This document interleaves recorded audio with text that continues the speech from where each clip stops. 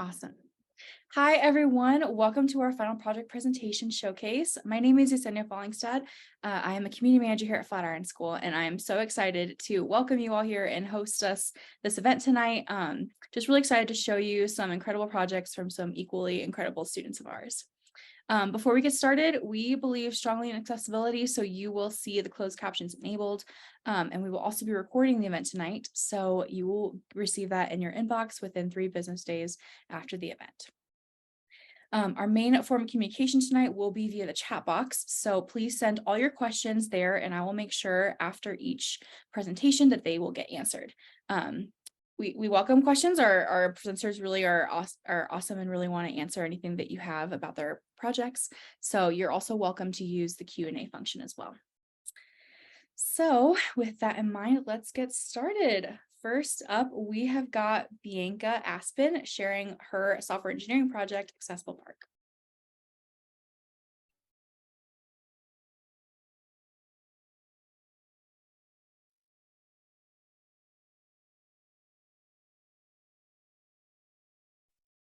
All right. Hello, everybody. My name is Bianca Aspin, and I am a full stack software engineer. And today I will be showing you my capstone project, Accessible Parks. So this app, the goal of this app is to help users to find US national parks based on their accessibility features. So right now, if I were to go on the National Parks official website, or on their mobile app, I have plenty of ways that I can search for a new park to visit. I can look for the state, activity, the topic, or just by the name of the park. But there's no way to search by what accessibility features are available at the park. Really, I have to go, in order to find out about what is available at each park, I need to go click into their accessibility page. I've got to go through this overview of accessibility, go to find a park, and then once I have this map loaded that shows all of the different all the parks that have some sort of accessibility feature, then I have to click into each park to find out what it has. So that is a lot of extra steps for a user with a disability to find a park with their needs in mind. If you think of someone like, for example, a wheelchair user, like if there are no wheelchair accessible trails available at a park, that's going to be a deal breaker for them, and they're going to want to know that right away. And so Accessible Parks seeks to fill that gap. So what we see here, we've got a screen with all of the different accessibility features that you can choose from, and I am going to go ahead and check off a couple of these. So you could select whatever features you are looking for and click the search button. And then what will be returned is the parks that have all of those selected amenities. And it is looking like it is taking a bit of time, probably because I am on Zoom. I'm going to go ahead and quickly switch over to my development environment, just to, that'll move a bit faster.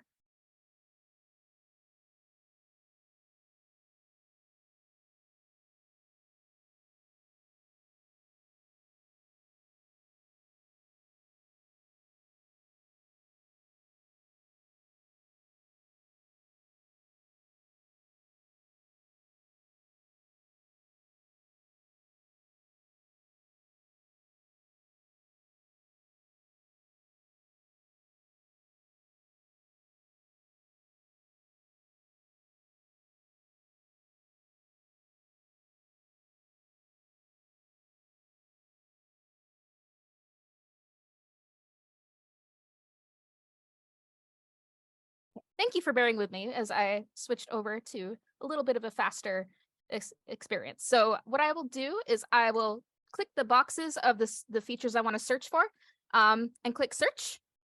And what gets returned is all of the parks that match, like that have all of the features that I selected. So we see we've got 53 parks here that are both wheelchair accessible and have wheelchairs available to rent. And what I can do here is I can go ahead and filter by the state. So I'm going to go ahead and click my home state of California, click the filter button, and then I've got only the states that are California that match those search criteria showing up. If this was a longer list, I could also go ahead and filter that further by the designation. I could also, if I don't mind which state I go to visit, I can also just start by selecting what the designation is, whether that's national park, a national monument, etc. And those filter menus will always update based on what's currently being displayed. So I'm going to go ahead and click on one of these cards. Let's go and see more about Boston National Historical Park. So when I click on that card, I'm brought to a detailed park page where I can read the description of the park. I've got general information about contact info, website, weather info to help me plan. I've got all of the accessibility features that are available at that park. And I've got a panel here with reviews. So I can look at the reviews of user accessibility at this park to learn from others, not just like what the national parks say, but what their own experience was. So no sign-in is required to use this app. Actually, I should show you what it looks like if I were, if I'm not logged in. I see I've got a notice here that I must be logged in to leave a review. But once I sign in, I have a couple of features available to me. I have this saved parks tab that shows up now. So anyone who is signed into their account is able to save parks to look at again later. So I've got a few saved here. Let's go back to Boston. And so now we're back here. There is this this button up here where if I hadn't already saved this, it would say save, and I'd click it and it would show up on this page. But I can also remove it from that page if I'm no longer interested in going there. But then I can also, since I'm logged in, leave a review and a rating, and I can submit that. And that'll show up down on here right away. I see that I'm the person who posted it, and because that's my review, I have these options to edit or delete it. So I can go ahead, modify that if I want, and then I can go ahead and delete it if I no longer want to share that review. So so that's the basic overview of the app. Let's just talk a little bit more about some of the technical details. All right, so Accessible Parks uses React and JavaScript for the front end and Flask and SQL Alchemy for the back end. React has a modular approach which allows for quick development and clean and reusable code. And then Flask and SQL Alchemy are on the back end to enable concise communication with my SQL database using Python. And then the app is also, it's styled with accessibility-focused Chakra UI library. So a UI library, if you don't have a background in software engineering already, it's basically a tool for developers that comes with basic building blocks for their site that gives them a starting point without having to handwrite a lot of CSS for the styling portion of it. And then they can build on that and customize it as they see fit. And what appealed to me about Chakra UI is that its components come with built-in ARIA roles and attributes that what those do is add some extra accessibility information on top of the HTML for a screen reader to be able to navigate the page more easily. As far as challenges, the most difficult challenge I faced, well, there were a couple of them. I won't go into detail about this first one, which is figuring out the back-end logic for searching by multiple criteria. But I did write a blog post about my approach there, and I'll include that in the chat at the end if you were interested in reading more about that. But the other challenge was ingesting and parsing the data from the National Parks API, because some of the data was pretty deeply nested and it required a few iterations of the Python script that I built to extract the relevant parts. And then that data didn't always come in a standardized format either, but I used some libraries on the front end to help standardize data like the phone numbers that you saw on the park detail page.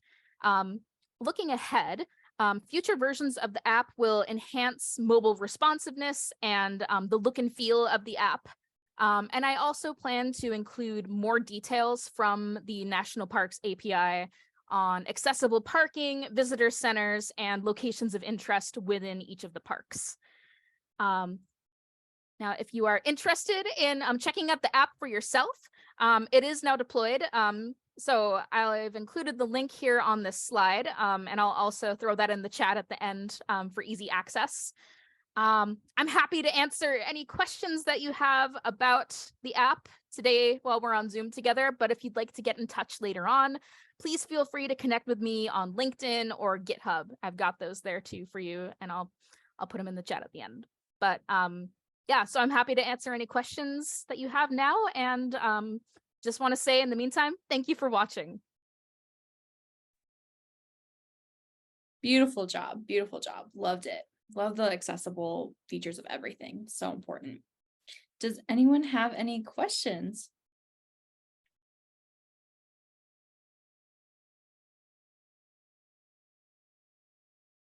I have a question, actually, Bianca. Yeah. So, and this is partially because of my ignorance with software engineering, I'm sure, but I'm just curious, in your Flatiron program, did you go through the training to be able to extract that data from the National Parks website via the API? Like, was that something that was included in your curriculum, or how did you figure that out?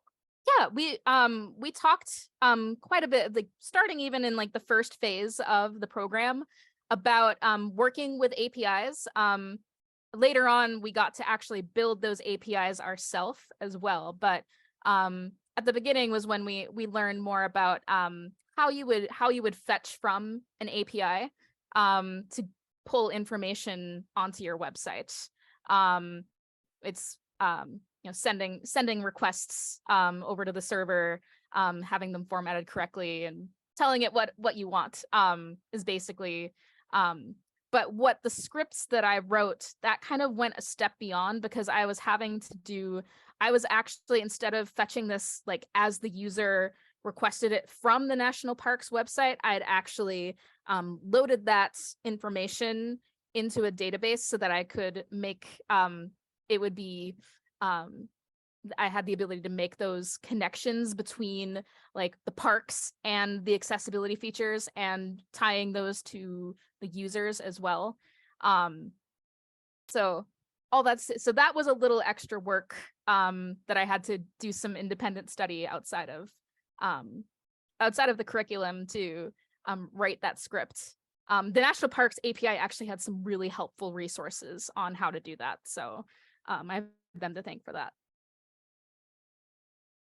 Wow, that's awesome. Thank you. Yeah, thanks for the question. Well, if anyone thinks of another question in the meantime, you can feel free to drop it in the chat and I'll make sure that Bianca gets to it by the end. But if not, we will move on to our next presenter, which is Laurel Klafehn, who is going to be talking about her Immigrant Freedom Fund project.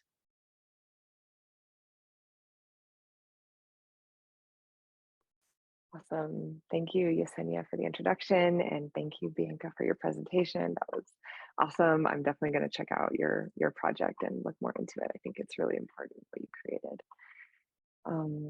So otherwise, I'm going to get started and share my screen. All right. So good afternoon or evening or morning, depending on where you are, everyone. My name is Laurel, and I recently graduated from Flatiron's product design program. So this was my final project, and what it is my UX design and research project for an organization called the Immigrant Freedom Fund, which is a nonprofit that pays ICE bond funds in Aurora, Colorado, which is just east of Denver, where I live. And if that sentence or that concept doesn't make a ton of sense to you, don't worry, because we're going to jump into it. So just to give you an outline of what we're going to be talking about today, I'm going to start by foreshadowing with the deliverable for this project, which was a mid-fidelity prototype of the landing page of the website for the Immigrant Freedom Fund. So as it stands, and when I came to the organization, they didn't have an online platform. So part of what I wanted to do was learn more about the problems they were facing and then develop an online interface so that people who need access to their services can find access. So I want to start by showing you that prototype just to get a sense of where we're headed. And then I'm going to take a step back and talk about the problem that I understood that the organization was facing. And I want to give some background about the users that I was designing for. And then I'm going to end by giving you all some kind of a peek into the research and testing insights that I gathered over the course of this project. So as I mentioned, this is kind of a sneak preview of the final deliverable for this project, which was the mid-fidelity prototype. And what I really wanted to do with this project was create this landing page and then also create a site map. So I had a lot of information from the organization and I wanted to understand what would be the best way to organize that information and then present it in an online platform. So this is what I came up with. It's a pretty basic design. It's mid-fidelity, so it doesn't have all the bells and whistles or even the design that it will have in high fidelity, but it is bilingual, and then we have a fleshed out site map as well. So I want to take another step back and kind of contextualize all of this by talking about the immigration detention system, because I think that's really helpful to understand, to be able to understand what the organization does. So first and foremost, it's important to mention that immigration detention in the US is civil detention, it's not criminal detention. So people that are held in these detention centers, there are over 200 across the US, they're being charged with civil infractions, not criminal infractions. As of just a few weeks ago, or 2 weeks ago, there were 29,914 people in civil ICE detention across nearly every state in the US. And 70% of these people do not have attorneys, which is important because it means that most of these people are forced to face an adversarial immigration system on their own without the help of representation. And then a really jarring number that's also important to this project is that the average immigration bond amount right now is over $14,000. So just like in the criminal system, like we understand bonds more typically, a person is detained, a judge sets a bond, and if that person can pay that bond, they can be released. So what the Immigrant Freedom Fund is trying to do is to pay the bonds for people who can't afford to. Because there are many, many people in immigration detention who would be able to be released and continue to fight their immigration case at home with their families and loved ones, but they can't, and they're forced to remain detained simply because they don't have the cash on hand to pay these often very high bond amounts. So the essential, like the central problem for this project was that people who are detained by ICE in Aurora, Colorado, and cannot afford to pay their bond need to connect with the Immigrant Freedom Fund. So I was trying to figure out, how do we present an online platform that allows people who need these funds to get access to them. So these are the two principal users that I identified that would be accessing this site. So Anna is the partner of a detained person. She has limited familiarity with the immigration system. Portuguese is her best language, so she's navigating in English, but that's not her first language. And because her partner was all of a sudden detained, she's experiencing high levels of stress. And she needs a lot of information, and she needs it presented in a way that she can understand quickly so that she can decide what her next steps are. And Sophia, on the other hand, is an immigration attorney of a detained person. So Sophia has extensive familiarity with the immigration system. She's representing multiple people at once, so things are moving fast. And what Sophia needs is an efficient process to complete repetitive tasks. So whereas Anna is only approaching this site one time under very stressful circumstances, someone like Sophia is going to approach this platform many, many times over and over again. So I wanted to design with both of these users in mind.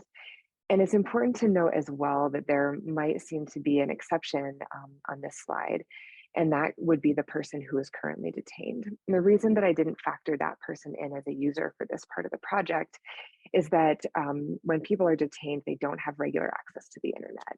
So more often than not, they're having somebody who is not in detention apply for immigration funds to pay their bond on their behalf.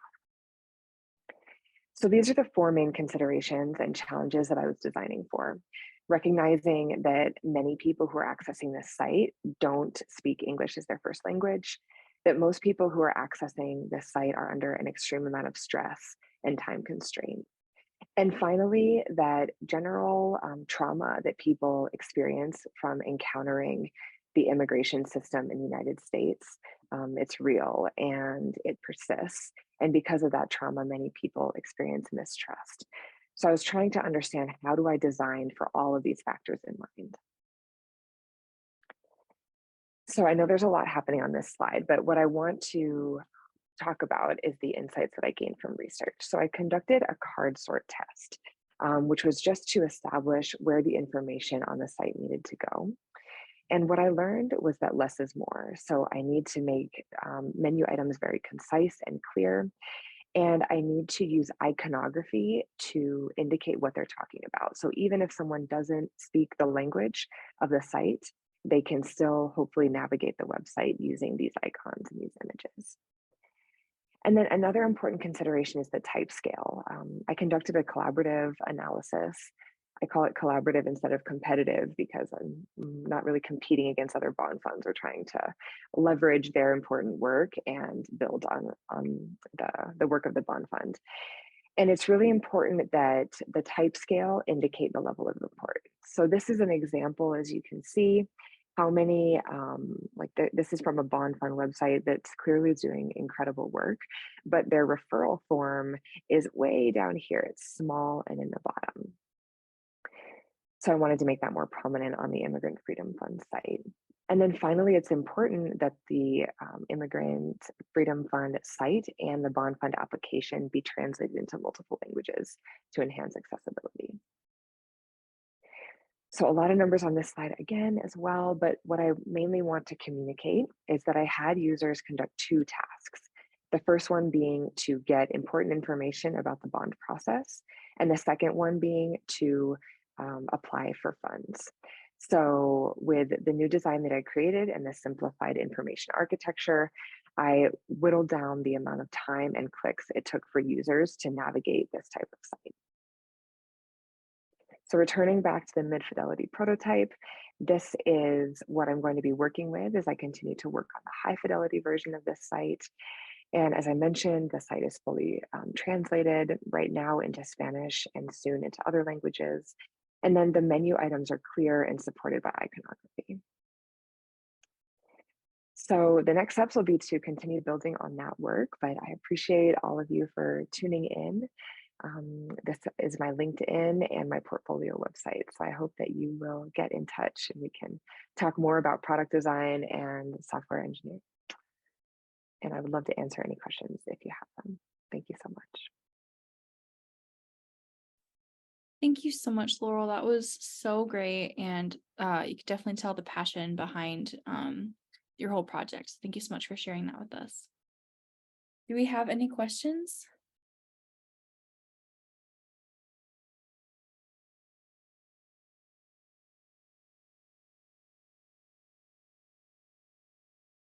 And if anything comes to mind, you can always feel free to drop it in the chat and I'll make sure to get it answered by the end.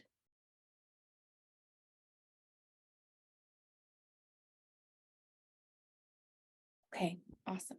We will move on to our final project presentation. We are going to hear from Alex Galev, who's going to share with us his software engineering project, Fit Pursuit.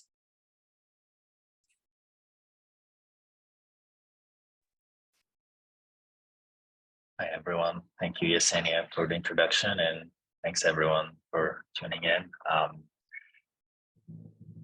I really enjoyed the previous panelists, Laurel. That was a great project that you worked on, and it really spoke to me because I am an immigrant myself, and I know the struggles of the immigration system.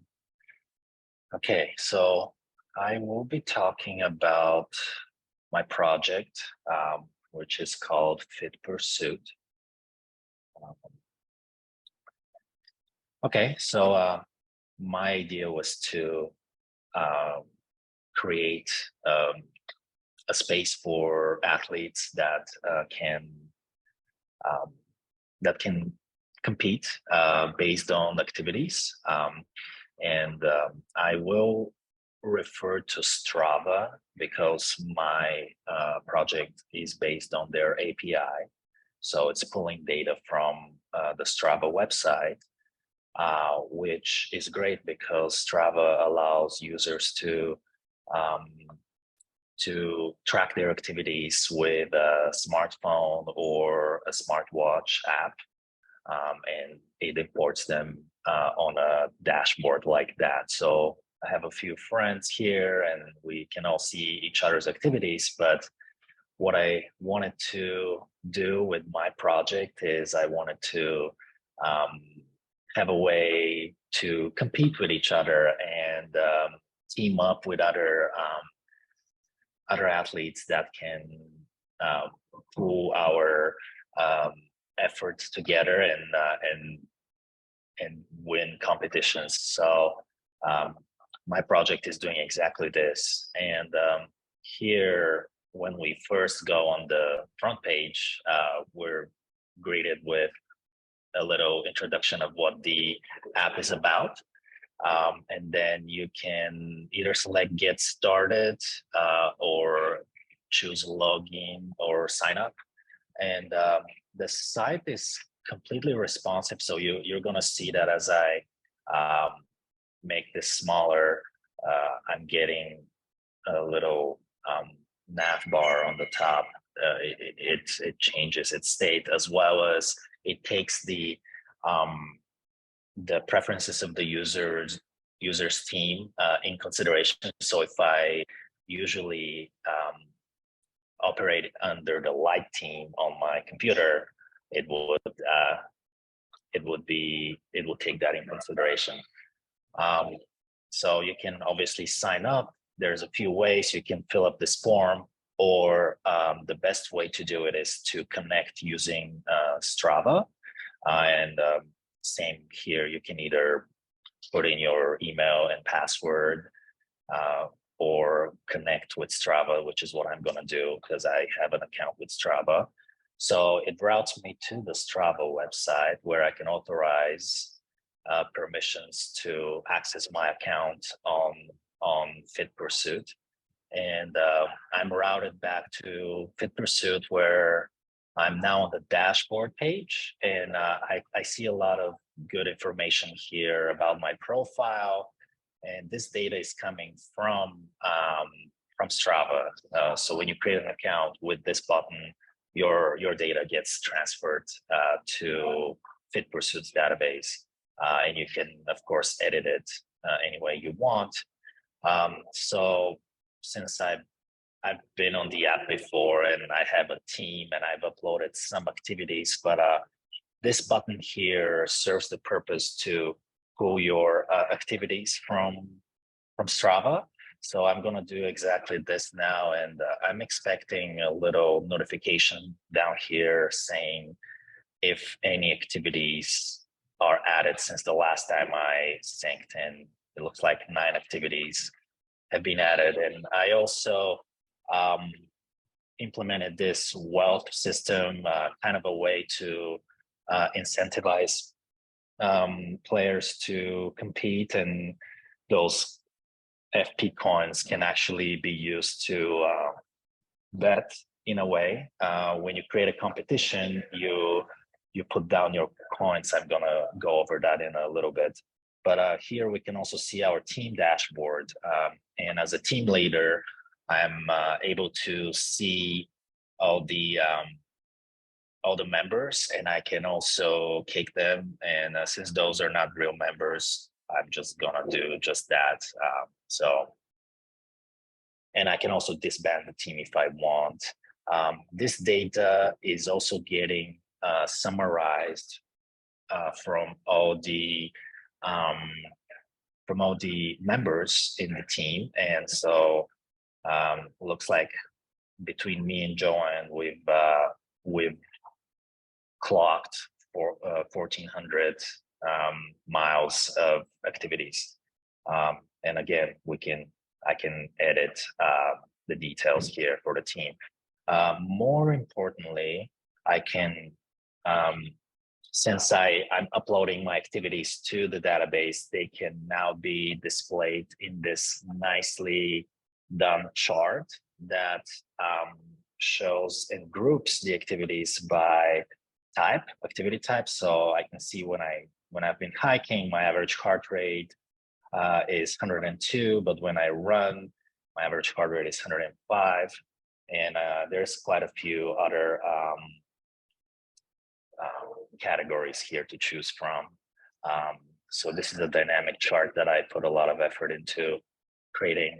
So another feature here is the activities table, which displays all the activities that the user has uploaded, and they can be sorted by name or activity type or date or any of those fields really. So I can see that my longest activity that I clocked was almost 16 miles on September 12th last year. Yeah, so and moving on, the homepage is now transformed. So since we are in a logged in state, I can browse through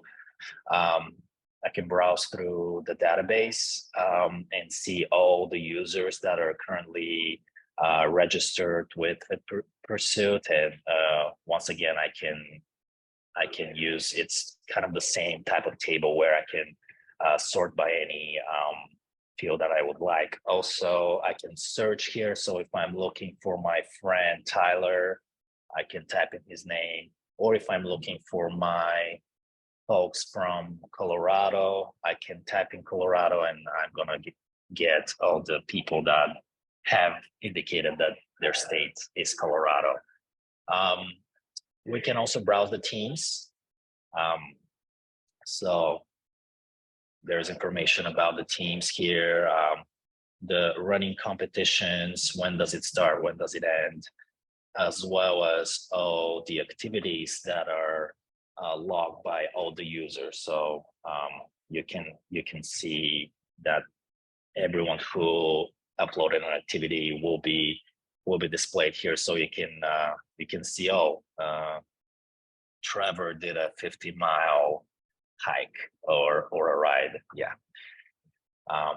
Okay, moving on. The teams tab up here takes me to the teams page. So I am a team leader. This is my current team.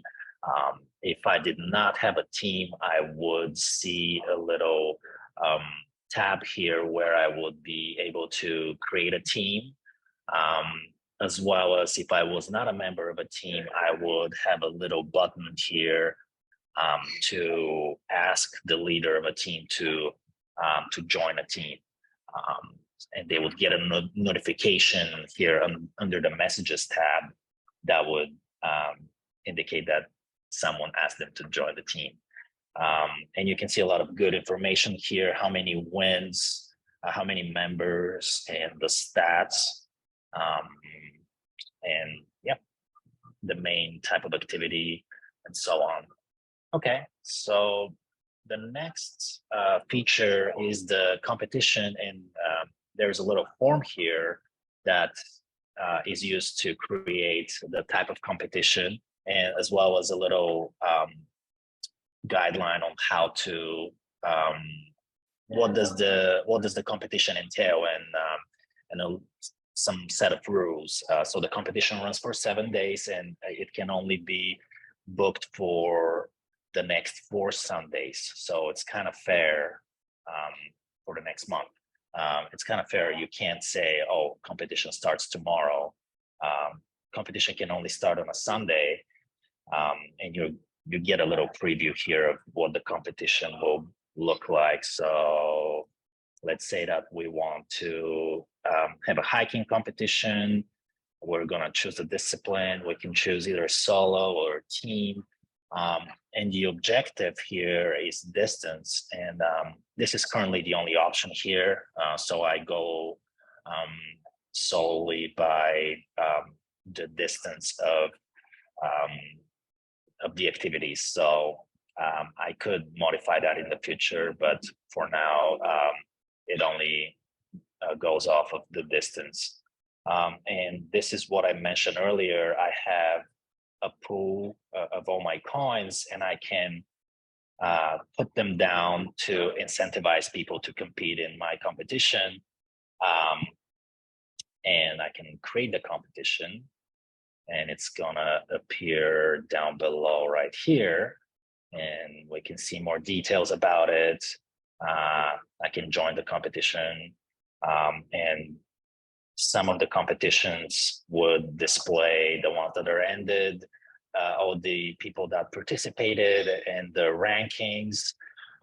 So when the competition actually ends, the prize pool gets disbursed on the following Sunday when the competition ends, and between the 3 top performers.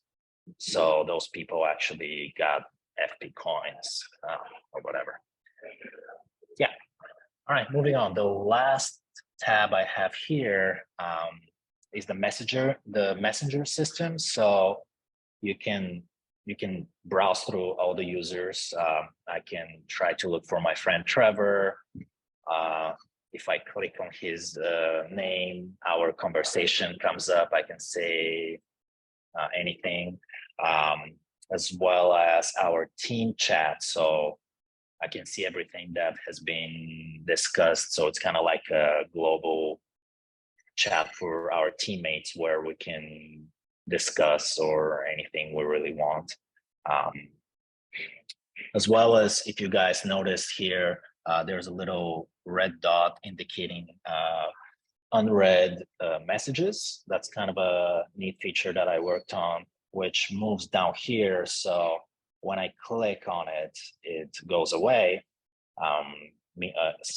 signifying that the message has been read. Yeah, that was Fit Pursuit in a nutshell. A lot of passion went into it. So I'm really proud of it, and I'm really thankful for Flatiron and everything that I learned. And it's been a great experience for me to be able to create something like that, and I'm really proud of it. And yeah, I will answer any questions if anyone has any, and I will drop in my information in the chat if you guys are curious or you want to talk about anything else. I'm open for discussion. Thank you for tuning in. Thank you so much, Alex. That was all so awesome. Yeah, it's cool. So Alex was on our Denver campus, and I run our Denver campus, so it was cool to see how that came together in just 3 weeks. And it looks like he just dropped his contact info in the chat. If anyone has any questions, I'm happy to answer. If not, I'm going to go ahead and drop a couple links here. So thank you again, everyone, for joining us, and to our panelists for presenting and everything. It was just so wonderful. I've dropped a link. If you want to talk to our admissions team, feel free to click that link and then schedule a chat with them. And then if you want to see any of our recorded previous events, you can click our YouTube channel. They're all recorded and then uploaded to our YouTube. And just a quick reminder as well, you will receive a link to this recorded event within 3 business days after we wrap up here. So you'll be able to look back and see that in the future. All right, I don't see any questions in the Q&A. I actually have a question. Oh, awesome. Alex, I was really excited to see that you'd incorporated responsive design in your app. I know from an accessibility standpoint, that's a really important thing to have too. I'm just curious how you had to modify your approach to implement that responsive design. Yeah, definitely. So there's frameworks, as you know, that handle and abstract most of the configuration for you. So I used the so-called Tailwind library for CSS, and where you can specify breakpoints. So as the screen gets smaller, or if you're viewing on a tablet or a smartphone, depending on the width and the height of the screen, the content moves accordingly. So those are called media queries that you set, and it's really easy to do. And yeah, link with me. I think I added you on LinkedIn, so we can discuss that in depth if you would like. I would be happy to. Awesome. Thanks for the question. Okay, if there's nothing else, thank you all so much for joining. Thank you all for sharing your projects with us. Have a great night. Click on those links if you want to talk to our admissions team or check out our YouTube. Thank you, everyone.